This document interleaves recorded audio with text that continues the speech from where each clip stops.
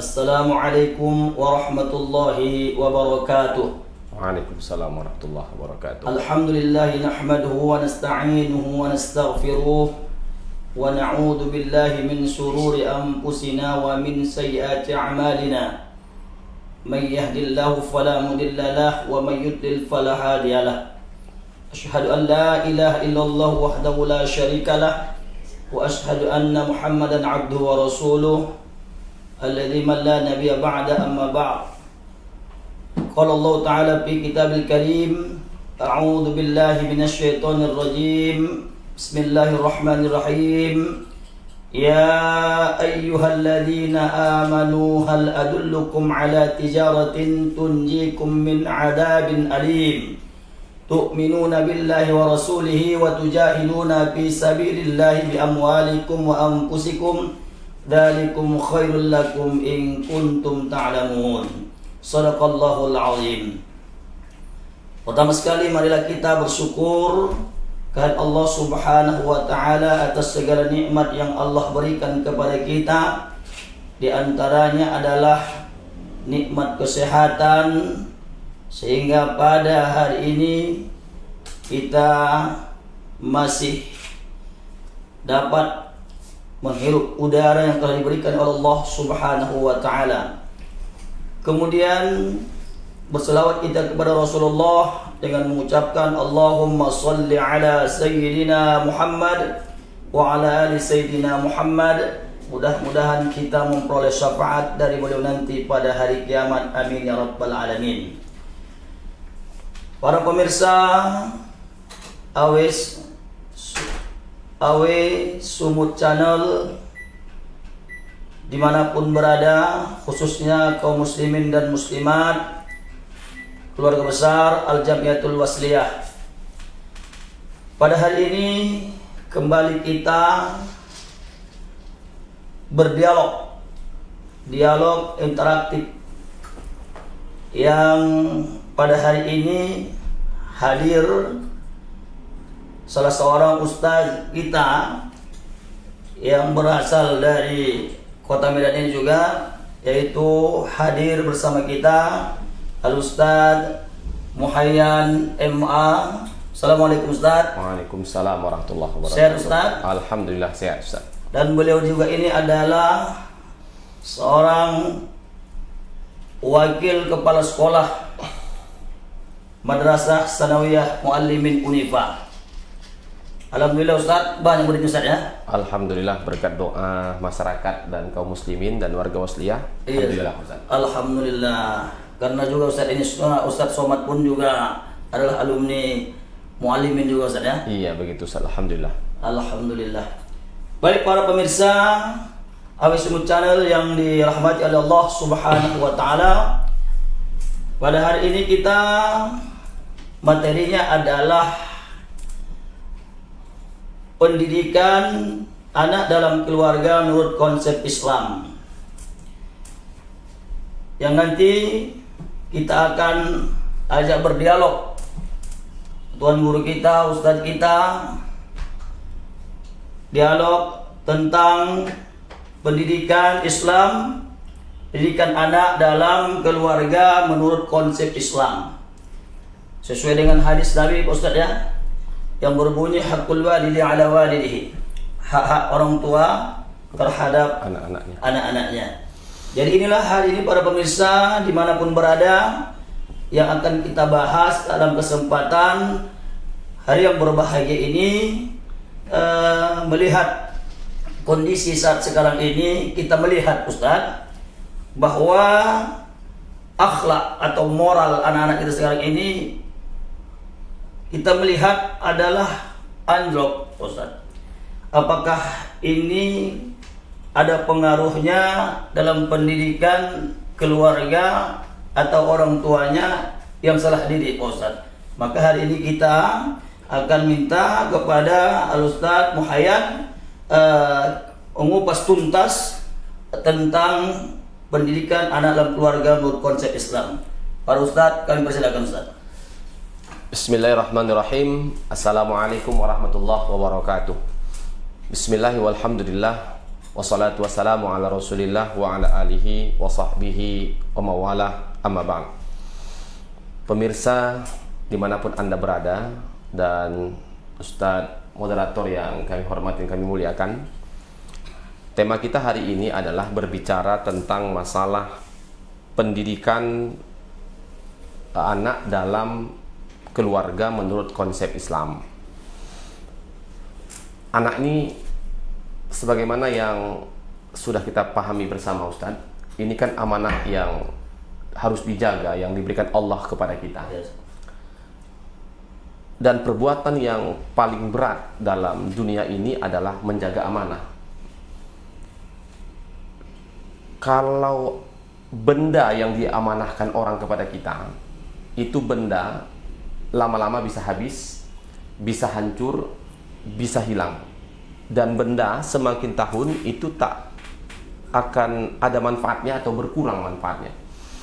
Tapi berbeda ketika Allah memberikan amanah kepada kita dalam bentuk anak atau generasi atau turunan yang harus kita jaga. Nah, inilah betapa pentingnya peranan keluarga dalam mendidik anak itu. Karena anak ini yang ke depan akan menjadi penerus dan pengganti kita, Ustaz. Bangsa ini juga akan dipimpin oleh generasi-generasi ke depan, anak-anak kita yang kita didik, yang kita besarkan. Oleh karena itu, dalam dialog ini kita perlu untuk membicarakan pola yang ditawarkan dan yang harus dilakukan oleh masyarakat muslim, khususnya kita. Bagaimana sebenarnya mendidik anak dalam konsep keluarga menurut pandangan Islam. Inilah yang akan kita dialogkan, saudara-saudara kami dimanapun Anda berada. Setidaknya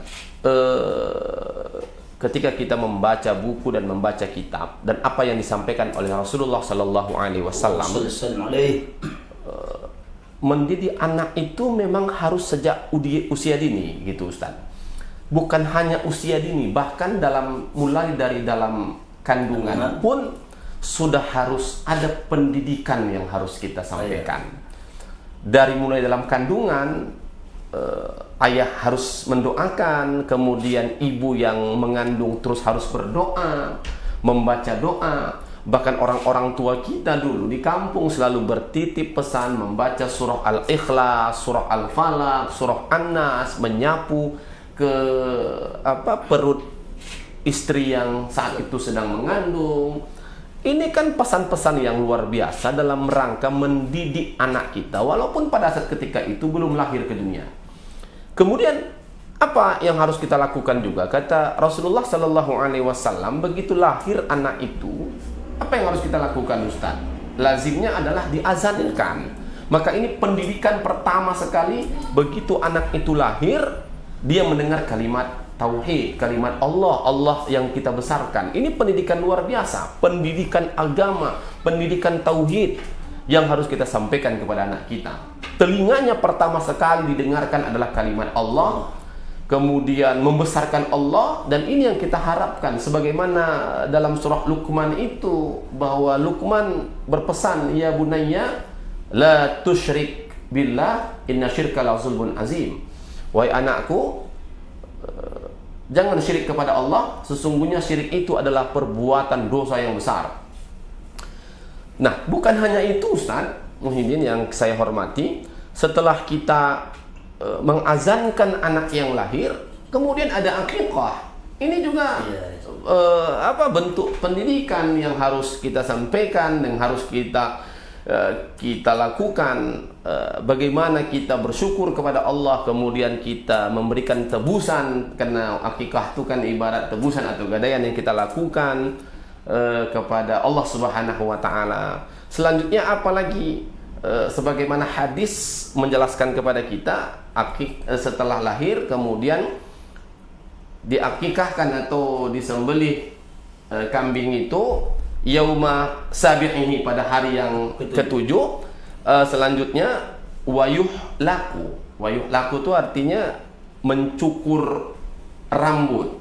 Kemudian setelah mencukur rambut itu wayusamma, kasih nama yang baik. Nah, inilah pendidikan. Maka memberikan nama yang baik juga kepada anak, ini merupakan pendidikan. Bayangkan Ustadz Muhyiddin yang kami hormati, Ustadz Muhyiddin dipanggil Ustadz Muhyiddin, itu mempunyai makna yang luar biasa gitu. Ahmad, itu pendidikan, memuji panggilan yang baik. Ini memang yang diperintahkan oleh Rasulullah Sallallahu Alaihi Wasallam. Kemudian apa yang harus kita lakukan dalam rangka mendidik anak-anak kita ke depan adalah telah memberi nama, kemudian membesarkan dengan kasih sayang. Apa yang disampaikan Al-Quran itu sudah begitu tegas, ya. Kita membesarkan anak-anak kita itu dengan kasih sayang, dengan lemah lembut. Bahkan kita berkata kaulan karima, kaulan ma'rufa, kaulan syadida. Ya, bicara kita dengan bicara yang mulia, bicara yang lemah lembut, bicara yang tegas. Nah, ini sudah disampaikan oleh Allah dalam Al-Quran dan menjadi pola komunikasi antara anak dengan orang tua. Apalagi kita ini mau dekat dengan perayaan Hari Raya Idul Adha. Ada contoh suri teladan yang baik bagaimana Nabi Ibrahim alaihissalam berkomunikasi yang baik kepada Ismail. Kemudian kedua-duanya adalah orang soleh. Satajiduni insyaallah minas sabirin. Semoga kita menjadi orang-orang yang sabar. Kemudian setelah kita membesarkan dengan kasih sayang, Ustadz Muhyiddin memberikan pendidikan agama yang baik dan layak kepada anak-anak kita. Salah satu diantaranya adalah dari kecil mengaji di rumah, membimbing di rumah, kemudian memilihkan madrasah sekolah yang baik kepada anak kita. Ini kan bentuk pendidikan yang harus kita lakukan. Setelah itu mengajak sholat, ini yang penting juga. Mengajak bukan menyuruh, karena kalau mengajak itu sama-sama mengerjakan, tapi kalau menyuruh belum tentu awak melakukan. Jadi itulah beda antara menyuruh dengan mengajak. Kita berupaya sebagai orang tua bukan menyuruh tapi mengajak. Ayo nak kita sholat, berarti sama-sama sholat. Tapi kalau menyuruh sholat kamu, kita belum tentu melakukannya. Ayo nak cuci piring, berarti sama-sama. Tapi kalau menyuruh cuci piring itu, belum tentu yang menyuruh itu melakukannya. Begitu Ustadz Muhyiddin. Kemudian yang terakhir, kalau nanti anak itu sudah besar, anak itu perempuan, maka pendidikan tak putus sampai orang tua juga harus menentukan, mencarikan jodoh yang baik untuk anak-anak kita. Nah, inilah Ustadz Muhyiddin konsep sebenarnya yang harus kita lakukan, walaupun nampaknya sederhana, tapi ini sulit untuk kita lakukan karena ini amanah yang harus kita sampaikan. Kita berdoa kepada Allah, Rabbi habli minas sholihin. Ya Allah, jadikanlah kami ini generasi kami ini, anak-anak kami ini anak-anak yang soleh. Bahkan ada doa Nabi Ibrahim yang selalu kita baca mungkin dalam Al-Quran. Rabbi ja'alni muqimas sholati wa min zurriyati rabbana taqabbal du'a. Ini kan doa Nabi Ibrahim, Ustaz. Saya kira ini pengantar yang ingin kita bicarakan dan kami sampaikan pada kesempatan sore yang berbahagia ini. Baik Ustaz, berkaitan tadi apa yang telah disampaikan oleh Ustaz, yang awalnya tadi sejak dalam kandungan didoakan, kemudian yang kedua adalah setelah lahir diajankan. Begini Pak Ustaz, ada orang bertanya Pak Ustaz, kan begitu, ketika anak yang lahir itu laki-laki diajankan sebelah kanan, telinga sebelah kanan, kemudian dikomatkan sebelah kiri. Kalau dia perempuan yang lahir, maka dikomatkan saja. Pertanyaannya Pak Ustadz adalah, apakah ada bunyi hadis ataukah ada hadis yang berbunyi kalau anak perempuan yang lahir itu dikomatkan?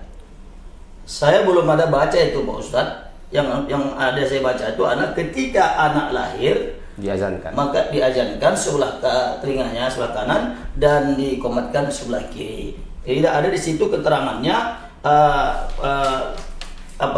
yang dikomatkan itu adalah perempuan. Baik Ustadz Muhyiddin, begini, saya akan jawab, tapi begini, pertanyaan-pertanyaan yang disampaikan oleh Ustadz memang lazim selalu kita dengar. Dan ini perlu penjelasan yang panjang sebenarnya dalam kajian ini. Tapi ingin saya sampaikan secara sederhana saja.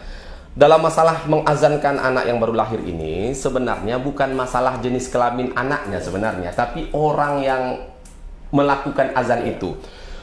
Misal seorang anak lahir, kemudian ada ayahnya di situ, Ustaz. Kemudian lahir anak itu, baik laki-laki maupun perempuan, kemudian ayahnya menggendongnya, maka ayah harus mengazankannya, baik laki-laki maupun perempuan.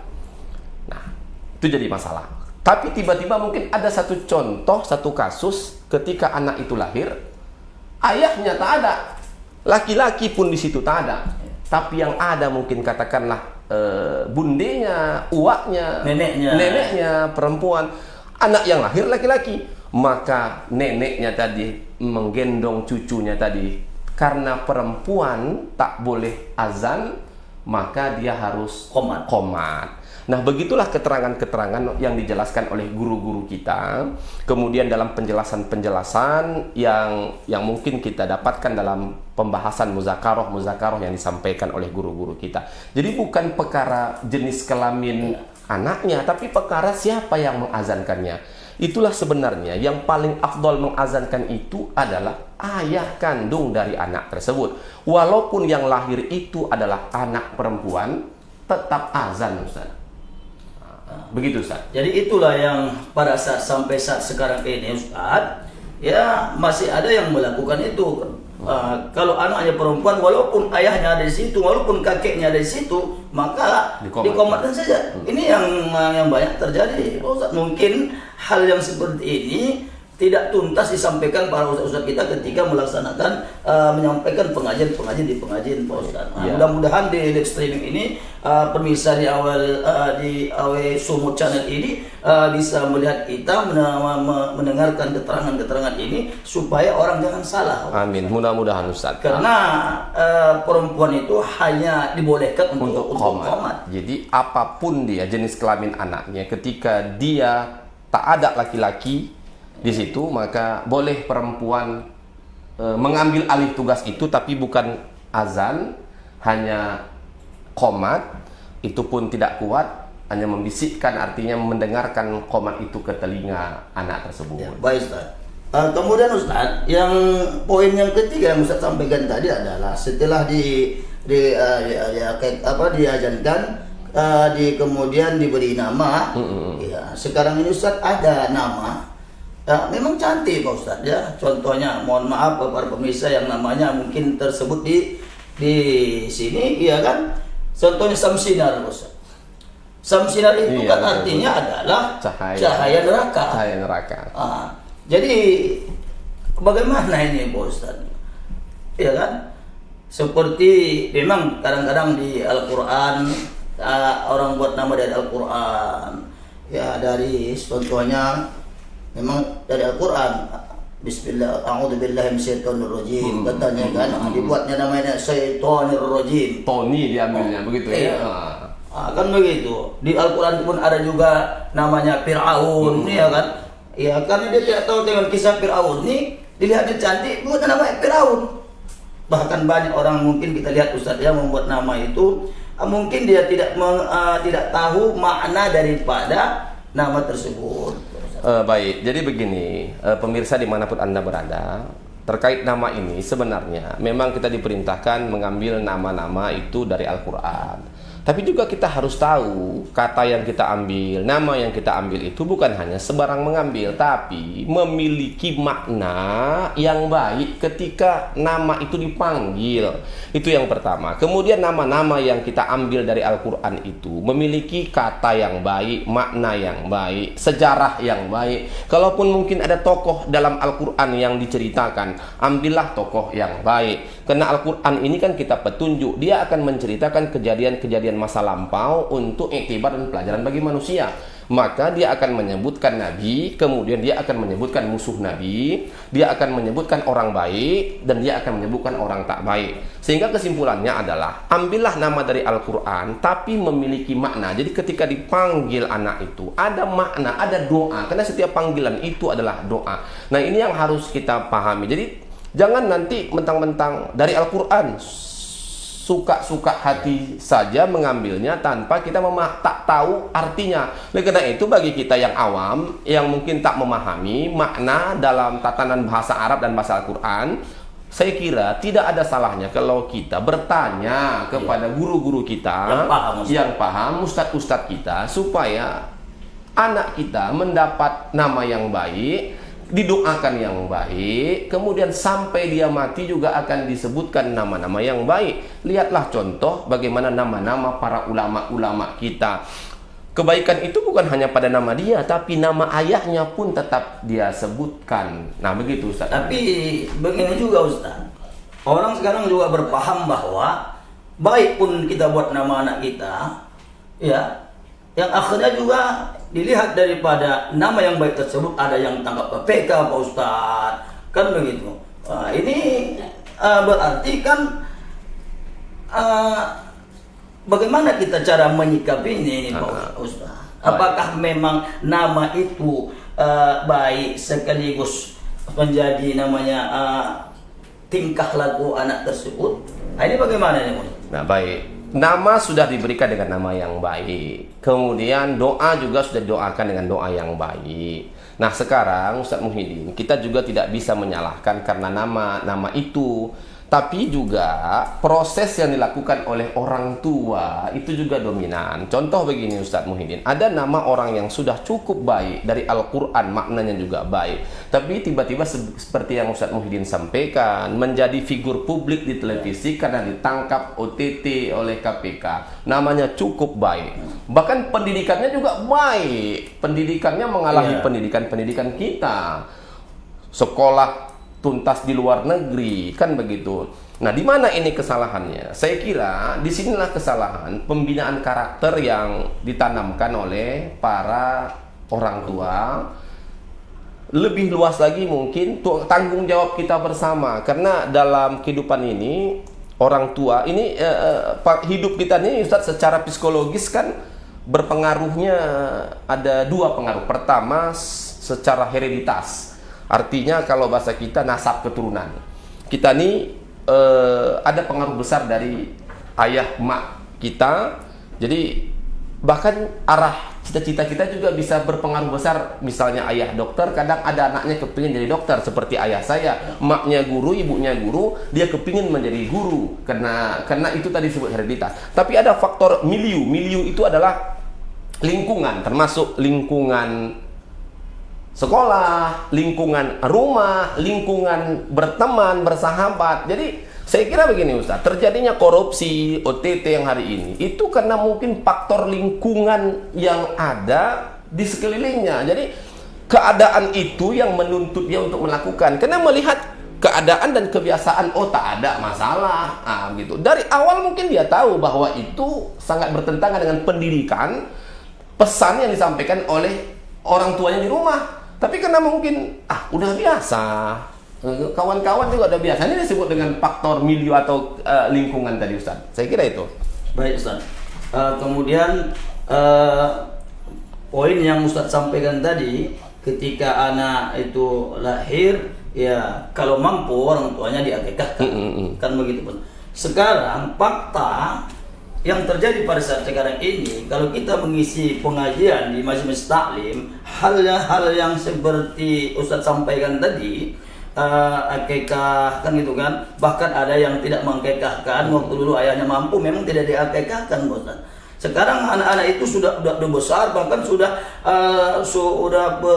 menikah Pak Ustadz kan. Kemudian ada orang mengatakan, bahkan mungkin Ustadz juga yang para dai ini menyampaikan kepada masyarakat ini tidak tuntas Pak Ustadz. Masalahnya apa? Pertanyaan masyarakat ini kepada kita adalah bahwa apakah sah berkurban kalau tidak dikekahkan orang tua kita dulu, Pak Ustaz.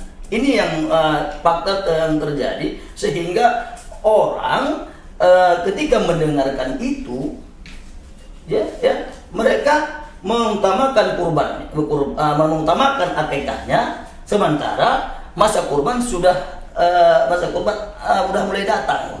Nah, ini bagaimana, Pak Ustaz? Baik, sederhana mungkin karena ini juga kajiannya mendalam Ustaz Udin, tapi kita sekelumit saja. Begini, akikah itu kan tanggung jawabnya orang tua. Bahkan dalam hadis tadi yang saya baca pada hari yang ke-7. Nah, tidak diakikahkan mungkin orang tua. Orang tua tidak mengakikahkan anaknya sampai anaknya besar. Nah, sekarang pertanyaannya adalah ketika orang tua itu memang tak sanggup melakukan akikah pada saat itu, dia tidak sanggup, maka tidak ada kewajiban karena tak sanggup, Ustaz Muhyiddin. Tak sanggup, memang tak sanggup. Tapi harus digarisbawahi ya, ketidaksanggupan ini. Jadi hari ini banyak orang tak sanggup, tapi mungkin beli rokok sanggup, beli perabotan rumah tangga sanggup, tapi mengakikahkan anak perempuan yang hanya 1 ekor kambing tak sanggup. Nah, ini kan kata kesanggupan itu yang jadi masalah. Jadi kalau menurut kitab-kitab dan mazhab fikih yang kita pahami, yang saya pahami, bahwa orang yang sudah dewasa dia mengakikahkan dirinya sendiri, kan begitu Ustaz Muhyiddin, maka sebenarnya itu terhitung seperti sedekah biasa, pemberian biasa. Maka kalau seandainya mungkin saya belum diakikahkan emak bapak saya tak tahu karena emak bapak saya sudah meninggal. Saya belum sempat bertanya sama emak bapak saya, apakah saya sudah diakikahkan? Maka emak bapak saya sudah meninggal, saya tak tahu. Maka hari ini apakah ada kewajiban saya untuk mengakikahkan diri saya? Tidak. Kenapa? Karena lebih besar kewajiban saya untuk mengakikahkan anak-anak saya ketimbang saya mengakikahkan diri saya sendiri. Saya ini kan sebenarnya tanggung jawab emak ayah saya, tapi emak ayah saya saat itu mungkin tak sanggup melakukan akikah itu. Maka apakah berdosa emak ayah saya? Tidak, karena tak sanggup. Cuma yang masalahnya adalah orang yang sanggup tapi membuat ketidaksanggupan itu. Jadi artinya Ustaz Muhyiddin, yang saya hormati, bahwa akikah itu ketika kita mengakikahkan diri sendiri, maka sesungguhnya itu dihitung sebagai sedekah biasa saja. Maka ketimbang sedekah biasa, baguslah kita untuk menjadi peserta kurban, kan begitu. Nah, tapi yang paling penting juga yang saya ingatkan kepada kita semua, ini dalam pola mendidik anak ini, yang paling penting adalah kepada seluruh masyarakat orang tua adalah, ayo, kalau hari ini mungkin emak ayah masih hidup, sanggup, anak ada, boleh akikahnya, boleh aja kan, walaupun dia melewati batas 7 hari tadi, Ustaz. Cuma lagi yang paling penting juga saat ini adalah orang tua harus menyampaikan pendidikan tentang mengajarkan sholat tadi kepada anak-anak tadi, Ustaz. Karena sholat itu kan sudah disampaikan oleh Rasulullah SAW, menyuruh anak itu dalam ketika sholat itu kan sudah begitu jelas, Ustaz Udin, dalam hadis apa kata Rasulullah kan, muru auladakum bis shalah, perintahkanlah anakmu sholat pada umur 7 tahun ya Ustaz ya, wahum abna'u sab'i sinin, pada umur 7 tahun, kemudian wadribuhum, pukullah mereka, alaiha, atas mereka, wahum abna'u ashrin, ketika umur 10 tahun. Bukan hanya itu, ini pendidikan juga yang paling penting adalah wa farriqu bainahum fil madaji, pisahkan tempat tidur mereka. Artinya kalau hari ini anak kita udah besar, dipisahkanlah tidurnya dari maknya, dari bapaknya, atau dari tempat kakaknya, supaya ini pendidikan loh dari rumah yang harus kita terapkan sama generasi kita ke depan. Tapi terjadi Ustaz sekarang ini, Ustaz, banyak orang tua menyuruh anaknya sholat, tapi dia tak sholat. Nah, itulah menyuruh dari Ustaz. Jadi ketika saat orang tua menyuruh anak itu sholat, ini kan menjadi perhatian seorang anak. Aku disuruh oleh ayahku, omakku untuk sholat, sementara ayahku, omakku yang menyuruh itu tak sholat. Kan begitu ya. Jadi akhirnya anak tersebut berpikir kan itu, sehingga anak itu tadi kalau melihat orang tuanya tak sholat, anaknya pun juga nanti tidak sholat kan gitu. Padahal Ustaz kan untuk menunjukkan kesolehan itu, untuk menjadikan anak yang soleh, maka kan dimulai dari orang tua soleh dan soleha. Ya baik Ustaz, yang terakhir Ustaz yang terakhir adalah tentang mencari jodoh Ustaz. Kata Nabi dalam hadisnya kan begitu kan, kalau anak itu sudah dewasa tanya dulu. Nah, kan begitu. Betul. Tanya dulu dia mau nikah atau mau menikah. Kalau dia mau menikah maka carikan jodohnya. Kan begitu. Sekarang begini Pak Ustaz. Begitu anak itu sudah dewasa Pak Ustaz kan, apakah perlu kita tanya terlebih dulu sebelum melanjutkan pendidikan anak tersebut Pak Ustaz? Nah itu Pak Ustaz, bagaimana? Iya betul. Tapi begini Ustaz Muhyiddin, bahwa kalau dalam kajian fikih kan ayah kakek ini kan disebut dengan wali mujbir.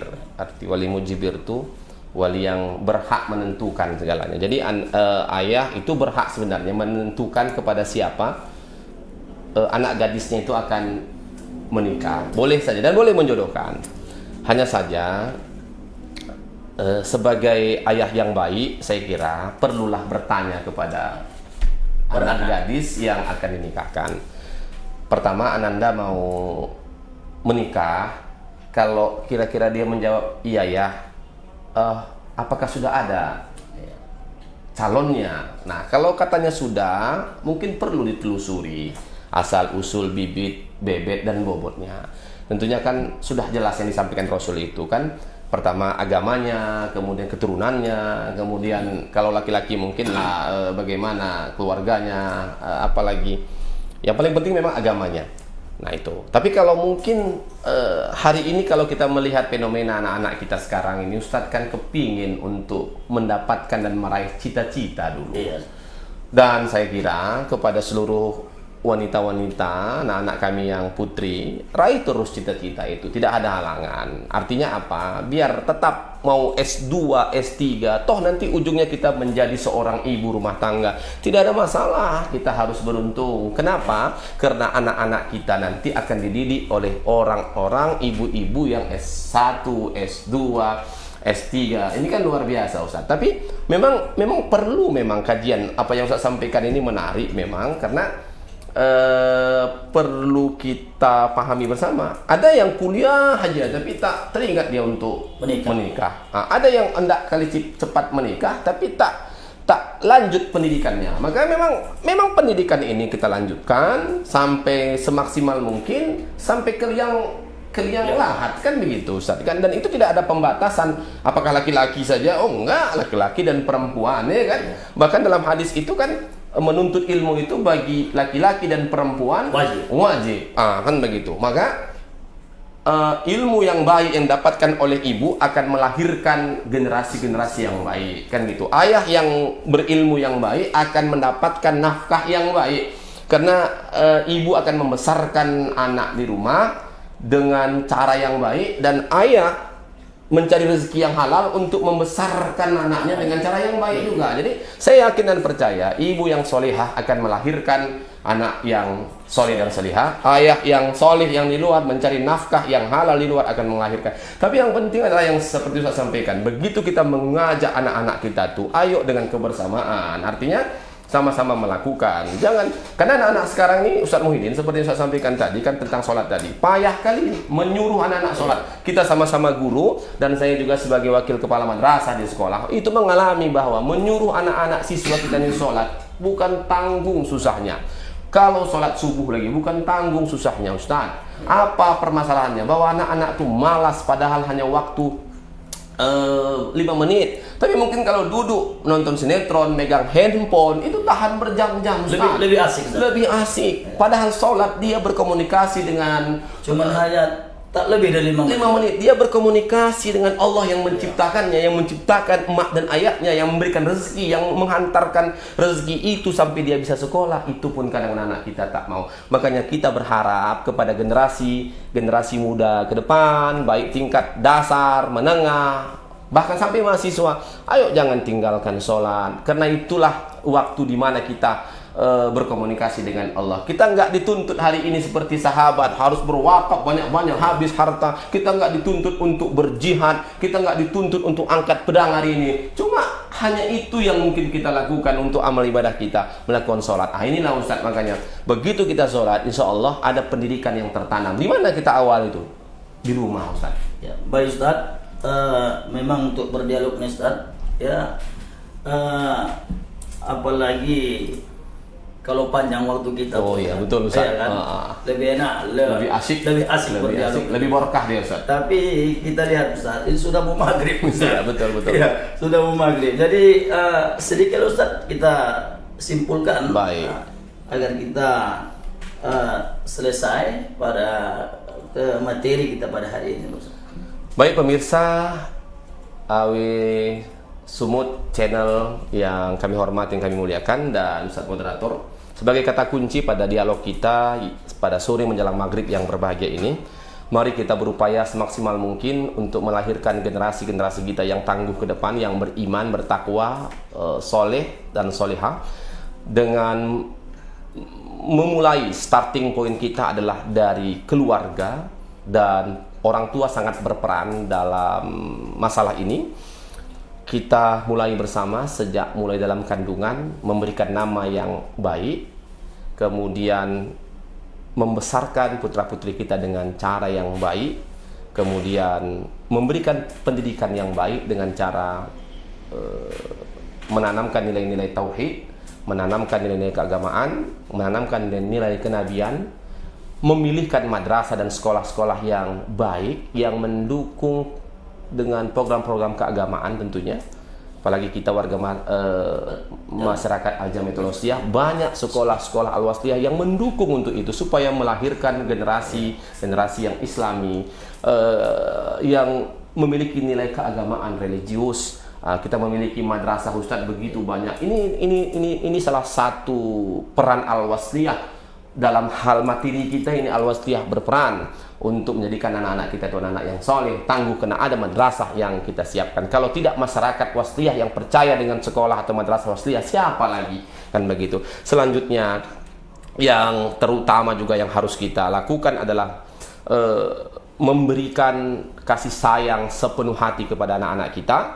Bukan hanya kepada anak-anak kita di rumah, tapi sebagai seorang guru mungkin anak-anak kita di sekolah. Memerintahkan dan mengajak untuk melakukan ibadah sholat sebagai kunci hidup dan tiang agama, ya.